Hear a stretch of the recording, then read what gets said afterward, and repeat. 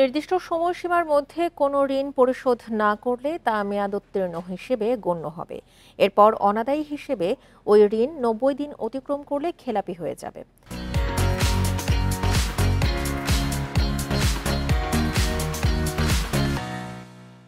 বুধবার খেলাপি ঋণ বিষয়ে সবশেষ নীতিমালা জারি করে কেন্দ্রীয় ব্যাংক। এই নীতিমালা আগামী বছরের এপ্রিল মাস থেকে কার্যকর হবে। জানা গেছে, বিশ্বব্যাংক ও আইএমএফ এর সঙ্গে কয়েক দফা আলোচনা করে কেন্দ্রীয় ব্যাংক খেলাপি ঋণ সংক্রান্ত নীতিমালা চূড়ান্ত করে।